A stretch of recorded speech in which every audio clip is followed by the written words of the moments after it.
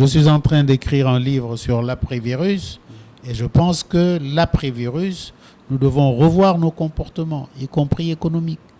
Qu'est-ce qu'on fait pour ne plus importer tout ce qu'on importe? C'est ça la leçon de cette pandémie-là. Ouais. Parce que quand tout le monde est affecté, on ne peut compter que sur soi-même. Mais non seulement ça, mais que ça aille au-delà du virus, que ça aille au-delà de la confection des masques, qu'on revoie un peu la structure de notre économie. Je pense qu'il est important qu'on ait une réflexion, qu'on ait, comme dirait Senghor, une relecture de ce que nous faisons.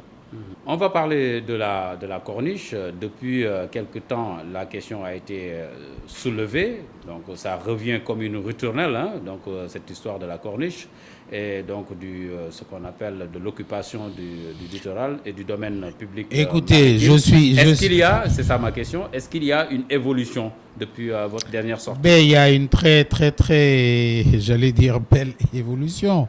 Vous savez que je crie depuis plus de 30 ans. Et c'est comme qui dirait que je criais dans le désert. Maintenant que tout le monde l'a compris, je ne peux que m'en réjouir.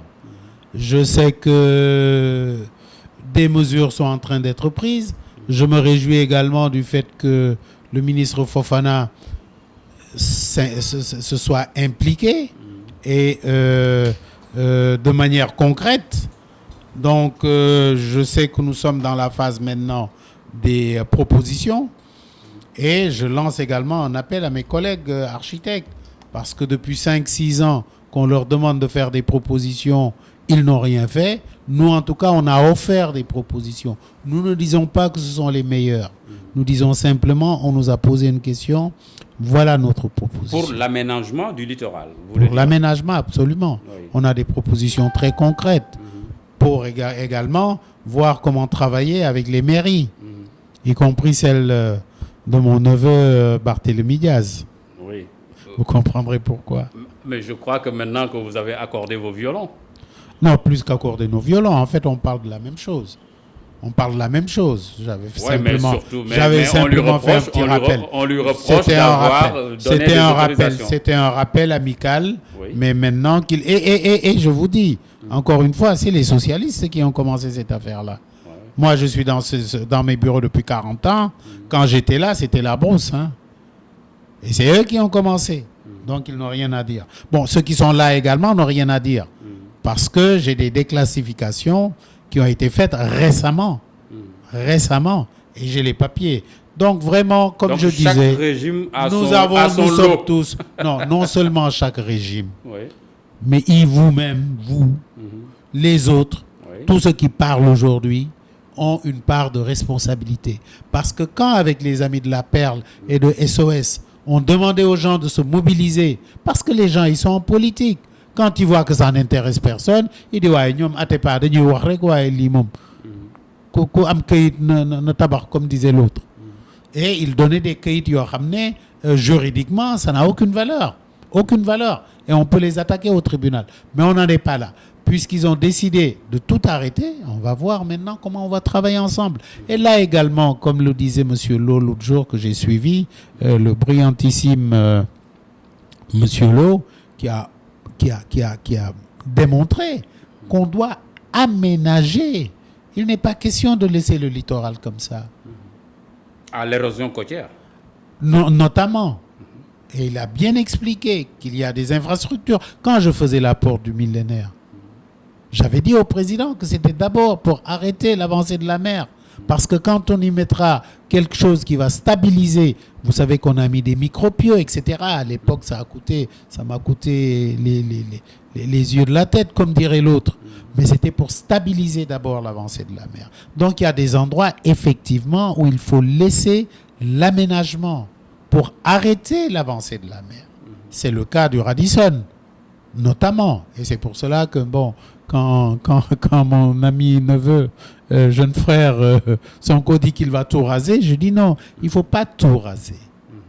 Ah, vous n'êtes pas pour l'option de tout raser sur le littoral? Non, on ne peut pas parce qu'il faut l'aménager. Moi, je n'ai jamais été pour l'option de Et puis, de il y a ne des rien structures faire. qui ont des Il y a des incidences économiques. structures, mais bien sûr. Ouais. Même bon, comme je dis, lui, il est radical, il veut tout raser, mais il sait qu'il ne pourra pas tout raser. Seulement, les habitations individuelles, à ça, il faut les raser. Je me souviens du Qui temps n'ont où j'écrivais... aucune incidence économique. Mais bien sûr, bien sûr. Vous vous souvenez, la belle lettre que j'ai faite à une de mes sœurs, je ne donnerai pas son nom, qui a construit son showroom et maintenant sa villa sur le trottoir pratiquement. Bon, vous croyez que c'est normal? Quand je criais, personne ne m'a entendu. Alors aujourd'hui que les gens semblent entendre ce que disent les gens qui veulent préserver le littoral, je dis chapeau, on applaudit. Donc, en résumé, vous êtes pour le maintien des structures qui ont des incidences économiques, disons, les bâtiments ou les structures qui sont... Non, il ne faut pas individuelles. généraliser. On ne peut pas généraliser parce que, par exemple, cet hôtel qui est au virage, c'est un hôtel. Ouais. Mais ça a été bâti sur l'eau. Ça, je ne l'accepterai pas, personnellement. Et les Sénégalais ne devraient pas l'accepter. Il a construit son hôtel sur la plage. C'est scandaleux. Nous disons que les plages doivent être, ne doivent pas être privatisées. Elles doivent être accessibles. Ce n'est pas le cas. Il y a des infrastructures qu'il faudra casser. Il faudra casser. Il y a également, promenez-vous. Vous avez des endroits où il n'y a que des clôtures qui nous barrent la vue de la mer. Des clôtures. Pourquoi est-ce qu'on ne les casserait pas? Et je suis pour qu'il y ait zéro clôture sur la corniche. Zéro clôture. J'ai demandé j'ai dit à nos amis les enseignants que en face de chez eux, il y a encore un terrain vague. Si on ne fait rien, les gens vont construire. Alors qu'on enlève cette clôture-là et qu'on aménage pour les enfants, pour leurs enfants qui sont à 2 mètres. Les enseignants, ils sont peut-être 500, 600. C'est nous qui avons fait la cité des enseignants. Et nous avons toujours revendiqué qu'on puisse casser ce mur-là pour que les enseignants, leurs parents, leurs familles et nous autres, que les gens puissent se promener. Vous parlez de quelle cité promener. enseignants?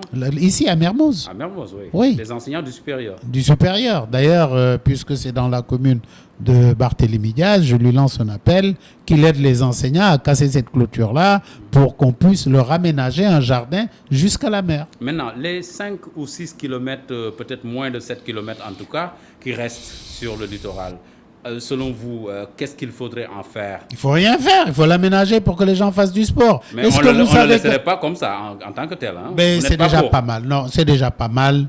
Le parcours sportif n'est déjà pas mal. Mais nous avons fait, nous, des propositions d'aménagement. Nous avons fait et nous souhaitons encore une fois que les architectes se retrouvent pour que tout le monde... Mais ça va jusqu'à la mosquée de la divinité. Ça mais oui, non, mais on a fait des aménagements à la Perle, encore une fois, jusqu'à la mosquée de la divinité. Et même au-delà, on est allé jusqu'aux Almadies. Mais parlons-en. Vous croyez que c'est normal ce qui se passe sur la corniche des Almadies? Qu'est-ce qui se passe? Ben, vous avez vu, faites un tour. C'est inimaginable. Il y a des restaurants, les pieds dans l'eau.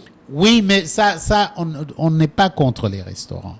Il faut voir comment aménager un espace pour les restaurants et dégager l'accès à la plage. La plage, on ne peut plus accéder, il n'y a que des restaurants partout. Là aussi, il faut de la concertation. Le pire, c'est qu'ils privatisent la plage qui fait face à leur mais bien sûr, mais c'est inadmissible. C'est inadmissible. Et c'est là où on interpelle le ministre. Hein.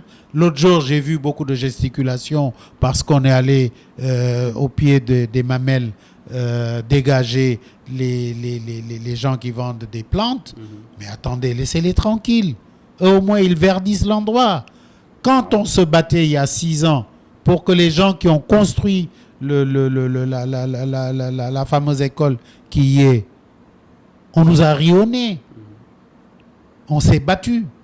Alors, c'est ces infrastructures-là qu'il faut dégager, pas les pauvres vendeurs de... Qui ont juste leur pot de fleurs et tout ça. Non, attendez. Ouais. On doit les laisser parce que eux, au moins, s'ils n'étaient pas là, peut-être que les gens avaient déjà construit. Donc, il faut déguerpir ceux qui creusent la montagne. Bien sûr, non, il faut les amener en tôle. Il faut les amener en tôle. Il faut les interner. Parce qu'on a vu, ils creusent complètement. Il faut les amener à Rebeuss. On amène à Rebeuss des gens qui ont volé 2 oranges pour manger.